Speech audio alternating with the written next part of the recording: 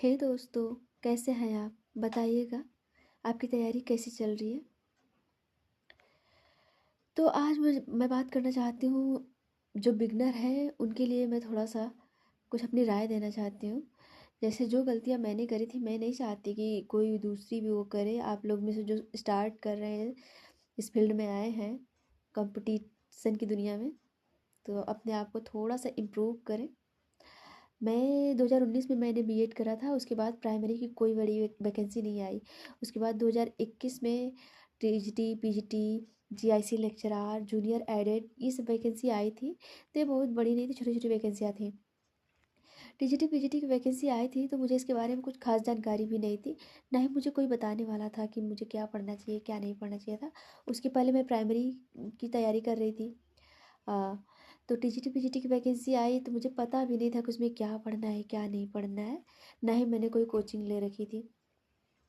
हम house wife की सबसे बड़ी समस्या होती है ना, कि हम घर में रहते हैं, किसी से मिलना मिलाना हो नहीं पाता है, और कुछ खास जानकारी नहीं मिल पाती है, और ना ही हम अपनी बातें किसी से कह पाते हैं कि उसका सलूशन हमें मिले। तो मेरे साथ भी कुछ ऐसा हुआ था। उसके बारे में मुझे तो ये भी नहीं पता था कि टीजीटी क्या है, उसको पास करने पर हमें क्या, कौन किस लेवल की नौकरी मिलेगी, ये भी नहीं पता था। तो उस टाइम मैंने बहुत मेहनत नहीं करी थी। फिर भी टीजीटी अगर स्टार्टिंग में मुझे इसके बारे में जानकारी होती तो शायद मेरा सिलेक्शन हो जाता। मेरा वेटिंग लिस्ट में नाम आया था। तो आप लोगों से मतलब यही कहना चाहूँगी, जो बिगनर हैं, स्टार्ट करे हैं, वो टीजीटी पीजीटी 2022 का फॉर्म भरे हैं, तो वो पीवाईक्यू जितना हो सके उतना पीवाईक्यू लगाएं। पीवाईक्यू लगाने पर एक आइडिया मिल जाता है कि उसमें, हाँ, किस ईयर में किस टॉपिक से कितने सारे क्वेश्चन बने हैं, और जो क्वेश्चन बने हैं वो टॉपिक हमारे क्लियर है, अच्छे से आ रहा है कि नहीं आ रहा है। जो नहीं आ रहा है उस पर ज़्यादा थोड़ा सा ध्यान देंगे। अब उससे ज़्यादा समय नहीं रह गया है कि हम फुल डिटेल में पढ़ें। अब तो बस एग्ज़ाम लगा है, शायद हो जाएगा, मुझे लगता है इस साल हो जाएगा। तो आप लोग जितना हो सके पीवाईक्यू लगाएं, और अपने जो टॉपिक वीक है उसे जो कमज़ोर है उसे और स्ट्रॉन्ग करने की कोशिश करें। उसको बार बार बार बार रिवाइज करें। और आपको अगर किसी टॉपिक में प्रॉब्लम हो रही है तो आप कह सकते हो, मैं उसके बारे में जितना हो सकता है उस पर वीडियो बना दूंगी अपने सब्जेक्ट होम साइंस में। आपको अच्छे से अच्छा समझाने की कोशिश करूँगी। और जो है, मैंने एक और गलती करी थी। जैसे टीजीटी पीजीटी उधर प्राइमरी की तैयारी कर रही थी, तो बीएड वाले प्राइमरी से बाहर हो गए थे, तो फिर वो छूट गई वहीं पर, समझ लीजिए। टीजीटी पीजीटी की वैकेंसी आई तो इसमें ये था कि अपना सब्जेक्ट पढ़ना है, तो मैंने जीएस वाला पोर्शन बिल्कुल छोड़ दिया था पढ़ना, समझ लीजिए। तो जैसे ही टीजीटी पीजीटी हुआ उसके तुरंत बाद बिहार का टीआरई आ गया।